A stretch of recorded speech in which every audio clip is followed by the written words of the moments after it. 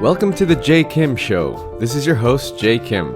I am an investor, author, and fitness entrepreneur, and for the first time in Asia, I sit down with the world's most brilliant minds in business, investing, and entrepreneurship. You'll learn all the secrets, strategies, and formulas to becoming a successful entrepreneur directly from the masters. If this is your first time listening, thank you for stopping by. This podcast is produced every week with the goal of providing actionable insight to you, the listener, with every single episode. And now, on to the show.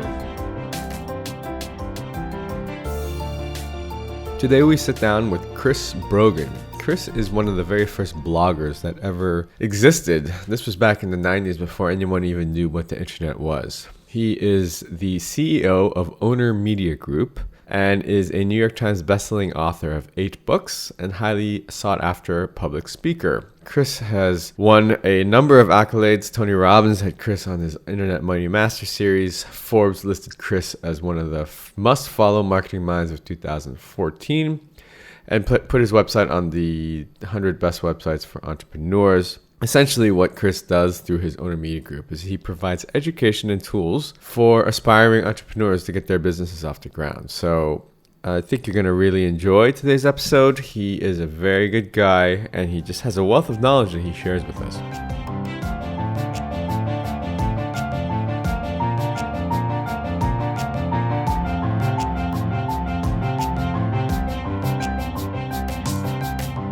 Chris, thank you so much for coming on the show. We really appreciate your time. For our fans out here in Asia, perhaps you could give us a little bit of a rundown. Who is Chris Brogan? How do you make a living? Well, sure. My name's Chris Brogan. I run a small company called Owner Media Group. We do a few different things. I'm a business advisor, and we also work with smaller and independent organizations through giving them courses and webinars to help them with strategy and some systems and tools for what we call the modern business. So I've worked with some of the biggest companies in the world like Google and Microsoft and Coke and all those kinds of people. But I also work with people who run their own little design shops and holistic veterinarians and a guy who runs a fence company. And a lot of what I work to solve is very much the same for both, which is how do you grow your business and reach the kind of people you hope to serve?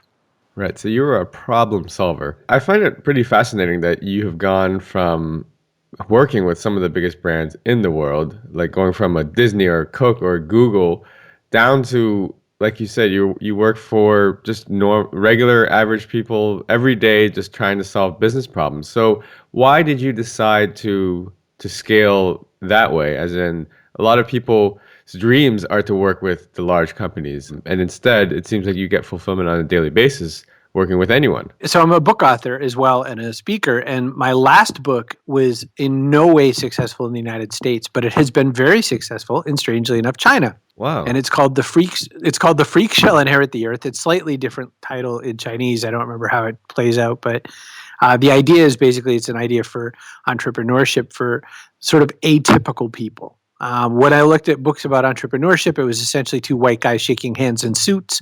And I figured, maybe there's some other types of perspectives out there. And I really wrote it for my daughter and my son because they're both weirdos and there's no way they're ever going to have a normal cubicle job somewhere. And so I thought I really ought to show them how they could run a business doing what they love, because I think a lot of people get that wrong when they think it's, I love to juggle, so I'm going to be a rich juggler or something.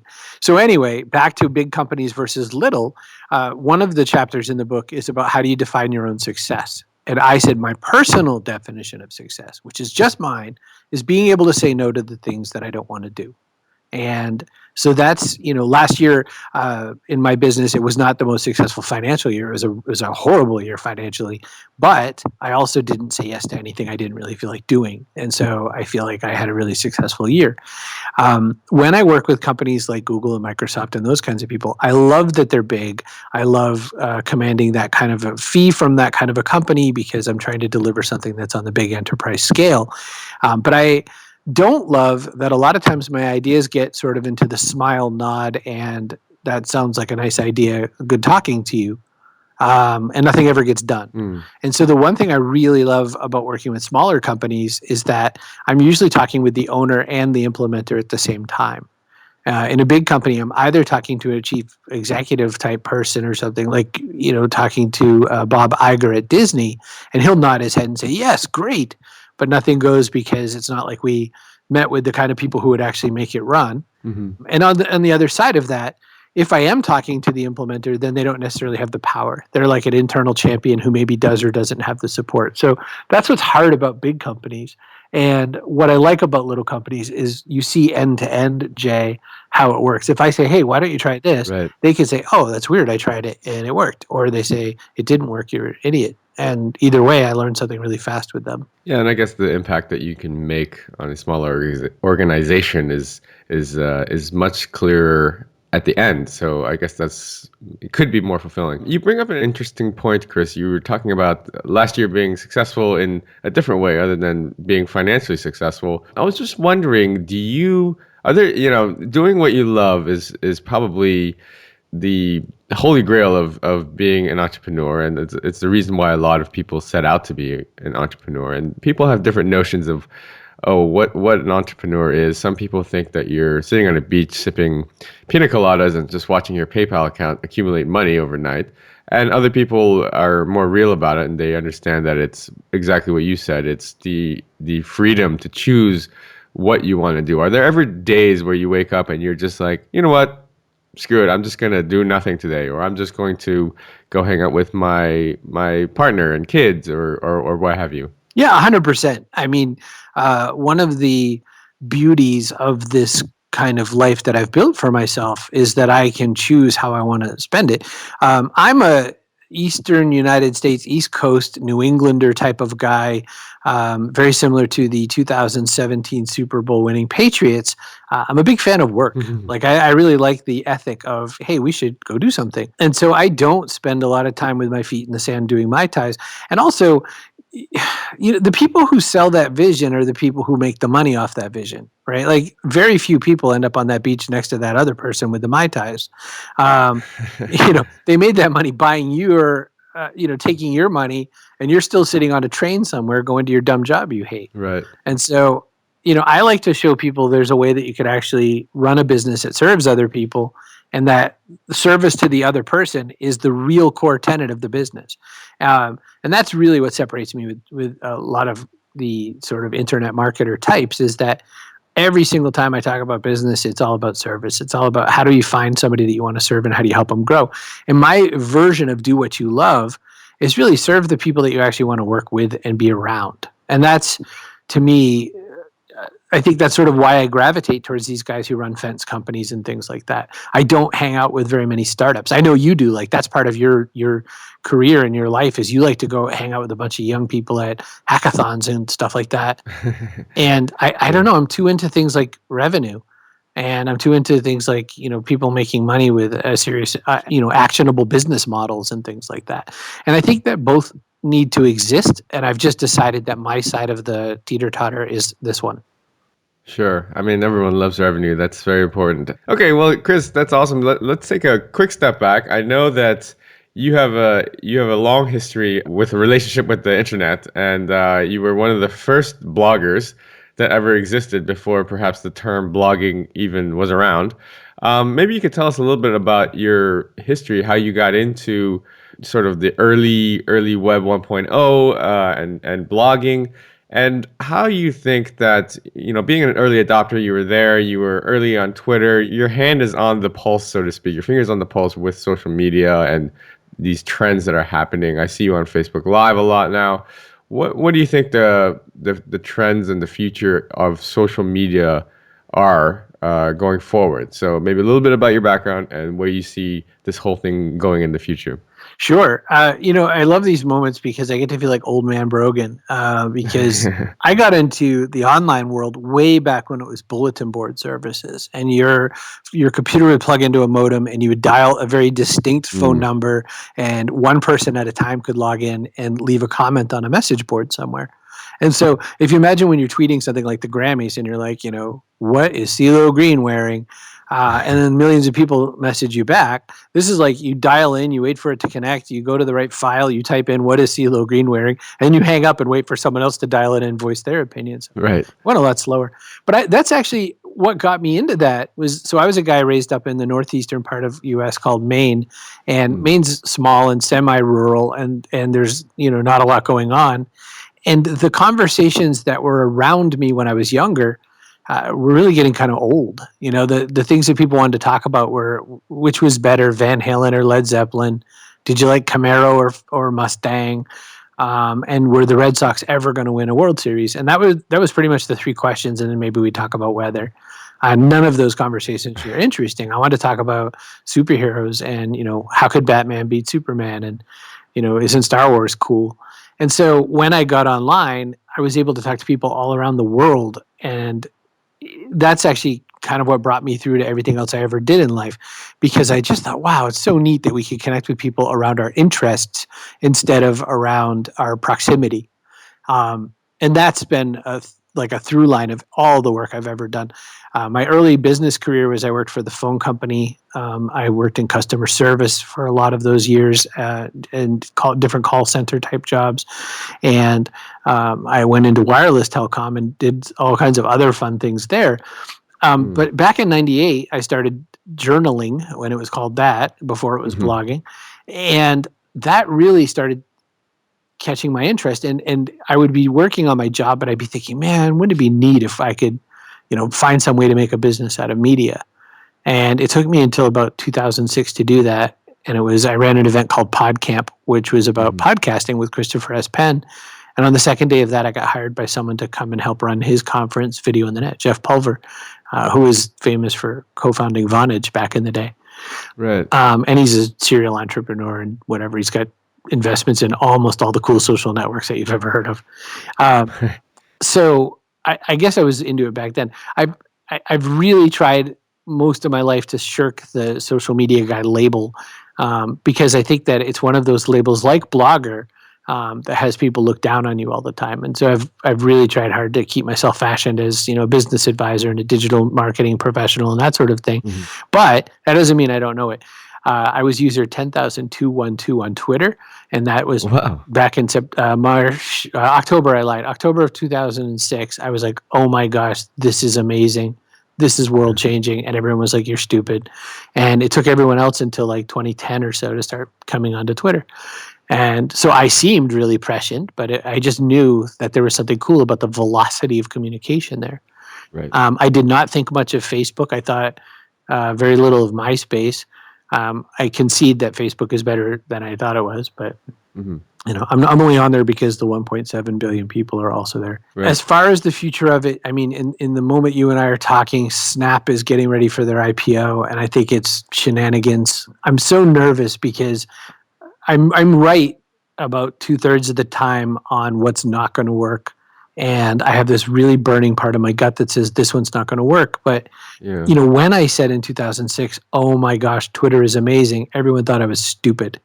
Now, every single day, every day worldwide, news reports involve Twitter every single day, partly because of our current choice of U.S. president. Right. But I think that things like Snap, I don't think Snap is the tool, but I think it's what comes before the tool. I think Snap is what AOL was or something. And that's a bad example because AOL was like, we'll make the whole web easier, and Snap does not do that. But I think Snap is pointing at, we'll make things ephemeral, we'll make things a lot more in the moment, and we'll make things a lot less formal.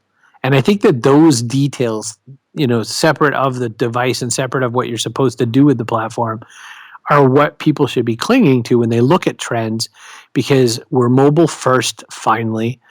We are... in the world of WeChat and in the world of Line, we're seeing these ecosystems being built up. But I don't even think those apps, those platforms, I don't think they're the be all. I think that something next happens. And I don't know what it is, but it's thinner. It's Snapchat thinner, but I don't know what it is. And I think that that's what we should be watching for, is that breaking apart of platforms like WeChat and Line, and to sort of take away the ecosystem part. And I think the part that'll maintain itself, Jay, is very similar to the fact that Facebook login exists all over the web when we wanted a universal login solution. I think it might be the commerce elements. I think WeChat has done an amazing job of making commerce, a huge, powerful engine inside the platform. And I think what else they're doing on top of it is not as important as they might become sort of the next wallet, more so than Bitcoin in my mind. Right. Yeah. I mean, it's really interesting. You're absolutely right on Snap. I'm very nervous about it, but they have figured something out, and I think it has to do with the attention, and people's attention is very short now, and that's why it's so hard to grasp one. Even Facebook, right? Facebook is great. They're like the institution, but at the same time, my feed, I know for a fact, and I don't follow that many people, but I can imagine if I followed more pages and stuff like that, my feed would be completely inundated like my Twitter stream is right now, Right. where I miss 99% of the stuff. So, but I agree with you, and I think that it's an exciting time. It's definitely changed. And the other thing, Chris, is that's really cool is that so I've been kind of ever since I launched this podcast, I've been people are like, hey, what's a podcast? All this and that. And I'm telling people, look, podcasts have been around for over a decade, just not in Asia, right? And it's really cool that you were also an early podcaster, and you were there in 2006 with your with Podcamp. So I think that's really special. So let's talk about let's talk a little bit more about your entrepreneurial journey. I mean, I know that you're obviously a New York Times bestselling author, which is an amazing accomplishment. And you've done a lot of things. You've like you sort of detailed in the beginning. You've worked at large companies. You've sort of brushed shoulders with some of the greatest and most brilliant minds in the world, which I'm very jealous of, being a podcaster now. So, what, if anything, are there ever times when you felt like, okay, in order to achieve this sort of success or accomplishments, was there anything that you've had to sacrifice along the way to make that happen? Was there any moments in your life where you're like, you know what, I should have done this, or I feel like maybe I could have done more of that, but instead I did this. That's interesting. I have the feeling that the way that translates in my head is I don't think I made any particular sacrifices, but I definitely did some trimming.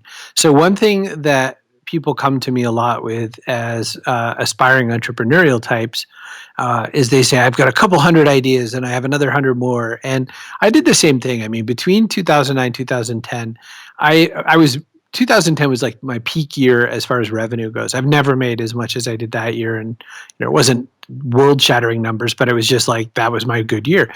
And I invested so much of that money into ideas that I thought would be really cool, my own ideas and, occasionally some other people's. And I lost pretty much all the dollars. I lost every single dollar. And it was like probably 400,000 in expense to stuff that just didn't pan out. And like, that's not a fund or anything. That's just like what was in bank account. And Right. that number sounds so huge that it's like, whoa, good thing you still have so much left. And I'm trying to stress in this podcast, I don't. My point was I spent everything and lost it. But I say that to say that, or was it 200? I don't know. It was several $100,000. It was a lot.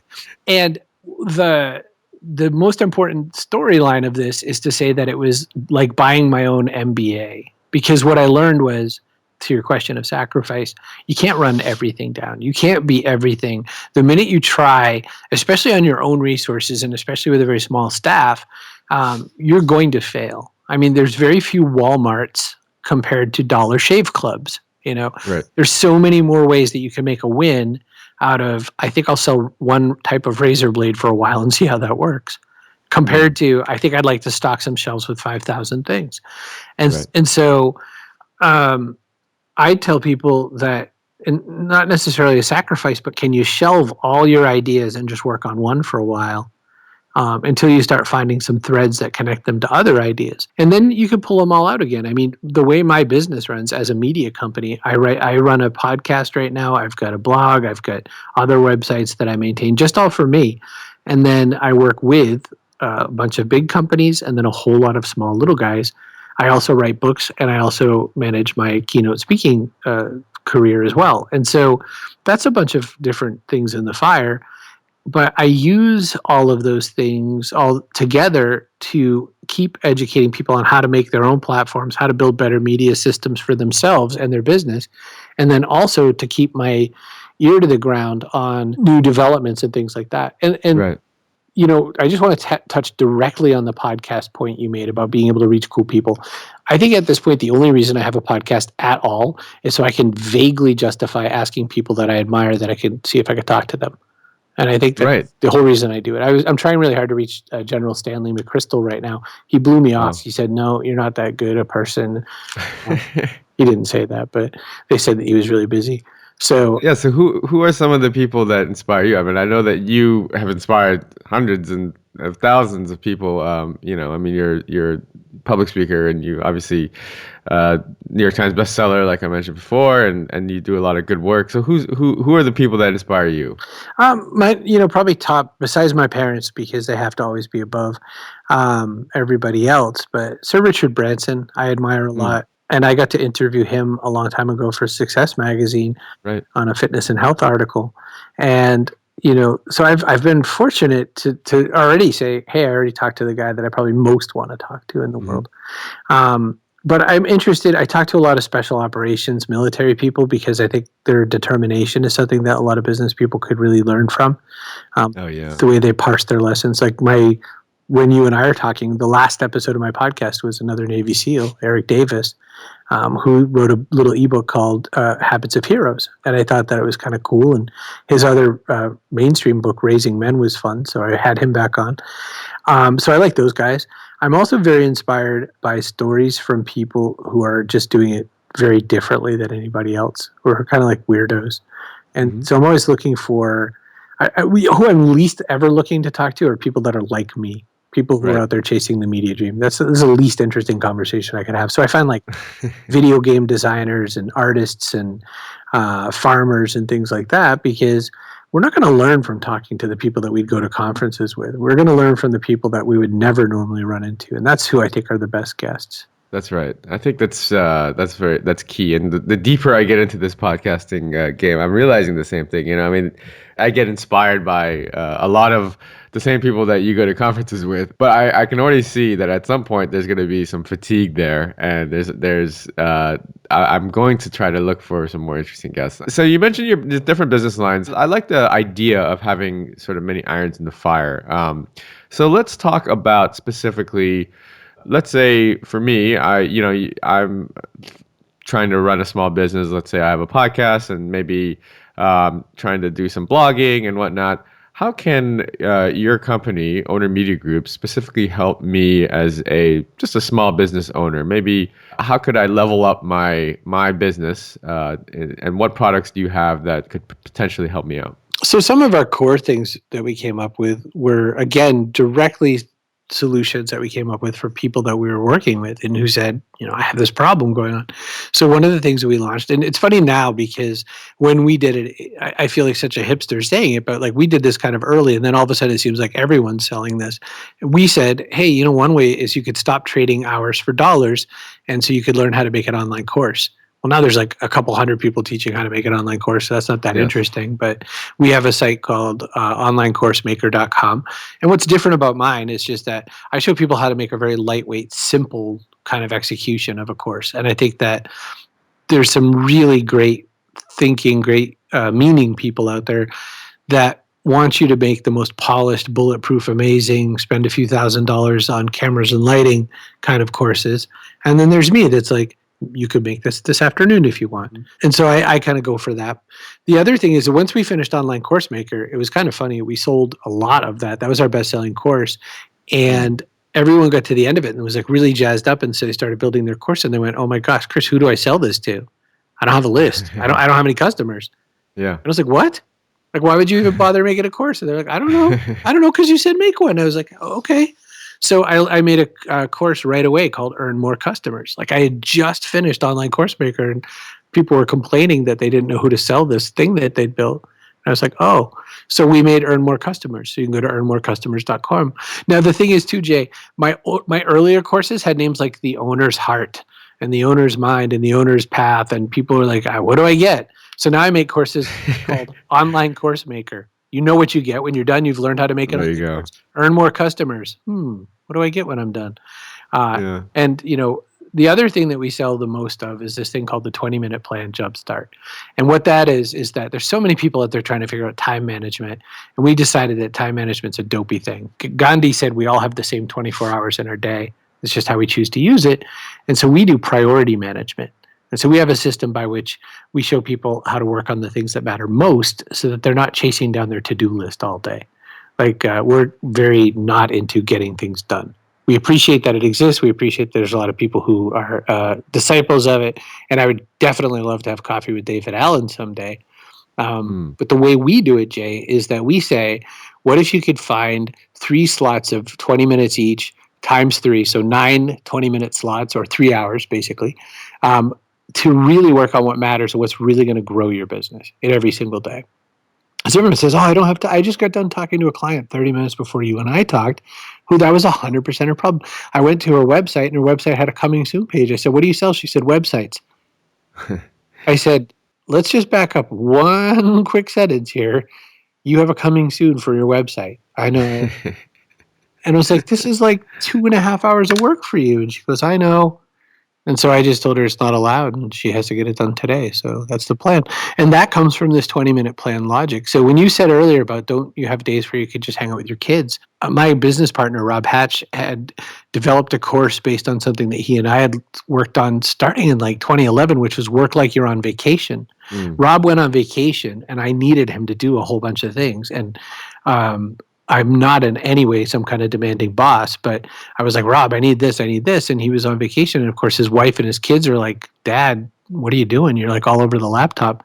And I'm not a jerk. So it's not like I want him to be on the laptop, but business doesn't stop because someone goes on vacation in a 3-person company. Right. And so Rob figured out, oh my gosh, if I get up really early, I could just do all the work and I'll be done before 10 or 11. And then we can all just go do our vacation. And so he gets back from vacation. He goes, why don't we do that every day? Why can't we just work a couple of hours and then like have everything else nailed? Why do we treat all days like they should be 8 to 12 hours? Right. And something cool came of it. So 20-minute plan is me ripping parts of Rob off and then making this 20-minute plan jumpstart. So it's such a long answer, but hopefully it was interesting because people could see what I'm going after. What I'm mostly always trying to build, all the different courses and webinars and things that I build and sell. And we have like a private coaching group called Owner Insider where people ask us for very custom solutions. Always trying to solve the same thing. How could I do business my way? How could I make my own game and approach business in a way that's going to match my needs and the people that I serve, as opposed to just fit tradition? Yeah, I think that's really important because once you start going down that entrepreneurial path, all of a sudden it's like you have 1,000 different options. You can spend your time you could spend hours trying to tinker around on your website or your Facebook, or you don't know which vertical that you're supposed to be spending your time with. So to have a guide is very important. I think that would be very useful.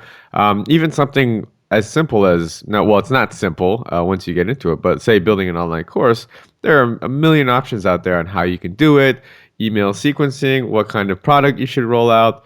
And I think that it's really key that you find someone that has successfully done it, that you can sort of tailor to your needs and copy. So in addition to 20-minute plan jumpstart, which I think is a very telling name. What else are you working on specifically in 2017? I know are you writing another book? I am. Which is funny is in the span of time between the time you and I last talked, I put out my 9th book, and now I'm wow, 2/3 of the way through my 10th. And so this one's called Make Your Own Game. And it is in 2009, Julian Smith and I wrote Trust Agents, and that was the one that hit the New York Times bestseller list. And the very first tenet of how to be a trust agent was learning how to make your own game. So in one way, I'm kind of circling back to something that I said in 2009, but it's all unique and new content. And the other thing is that no one bought The Freak Shall Inherit the Earth because they, in America, everyone said, well, I'm a big solid business and the last thing I'd want is entrepreneurship in my business. And this is not true. The big companies want innovation. That's what you read in every magazine and every news story. Companies lacking innovation. They just didn't understand that innovation and entrepreneurship are kind of the same word. Right. It just means like take a different approach to get the gold. So on the one side, Make Your Own Game is written so that big companies will say, Oh, I see what you need me to do, Brogan. I get it. And on the other side, if you're just some weirdo like you and me, and we're just trying to figure out a different way of doing business, you could pick this up and run with it and make it work. So it's so weird because I feel a little bit like I'm cheating. Like I feel like I'm saying, "Come get this, big business people," and I'm like with my hand really close to my face, whispering to other people, going, "It's for you, little guys." So it's both. Nice. And so when's that book going to be out? Sometime in 2017, I'm still in the throes of writing, and I'm writing a lot slower than I wish I were. But the beauty is that the last iteration of this book, I just couldn't seem to publish. I couldn't make it work, and I just threw all of it in the trash. This time, every time I feel like I'm missing something, I'll find it already written in another section. So I feel like there's a nice gel going on. Nice. Chris, we would look to wrap up here soon. Just a couple last questions for you. Sure. You've obviously accomplished a lot, and you sort of are an authority in your space. How do you want people to remember you by? Like, what do you? I mean, you're a New York Times bestselling author. You're a public speaker. You've done a number of things. What's one thing that when you look back on your life, I want to be remembered by as Chris Brogan is X? The thing I'm hoping people say over coffee someday, when I'm long since dead, is, man, that guy really made me feel like I could do something. It really made me feel like I could accomplish something. And that's all I want. I mean, I don't really want to be remembered for any particular, I didn't create the Tesla. I didn't launch a spaceship or anything like that. And I don't want to be thought of as a genius because, one, I'm not. But two, I think it's a weird thing to be considered. But I'd love to know that I helped someone move their own ball forward a little bit. I'd love to know that someone took something that I came up with and went, whoa, this fits me better. That's what I want. Awesome. And final piece of advice for an aspiring entrepreneur who might be struggling at this moment in their life? So, especially when you're struggling, it is never about looking down at your own belly button. It is 100% about reaching out and helping other people. Entrepreneurship is actually the action of giving to others and serving others and then extracting some value back from it. That's how you make your money. When they say risk and reward, the risk is you're trying stuff that's never been done before. The reward is you get paid for it. But you have to go and help others. Entrepreneurship is the least about what people perceive you to be and the most about did you or didn't you help someone so that they can refer you to someone else.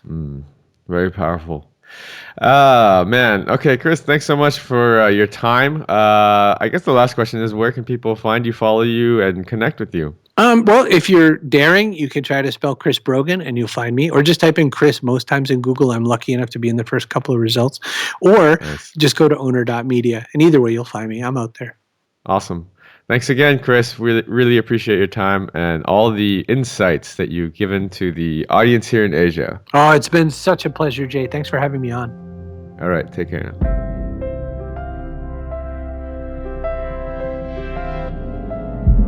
I hope you enjoyed today's episode. All the show notes and links can be found over at jkimshow.com. Come back often and make sure you subscribe, rate, and review. Don't forget to join us next week for another exciting episode of The Jay Kim Show. I'd love to hear your comments. You can find me on Twitter at jaykimmer, JAYKIMMER. See you guys next week.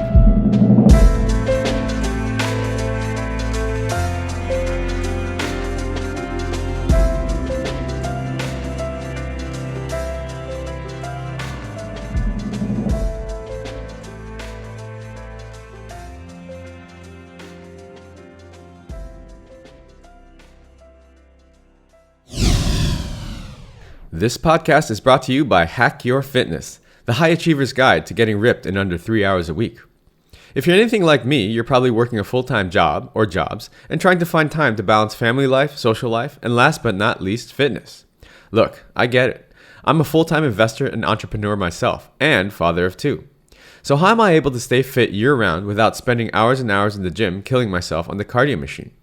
After struggling for the last 15 years trying every workout and diet under the sun, I finally designed a system that allows me to achieve and maintain single-digit body fat for life in under 3 hours a week.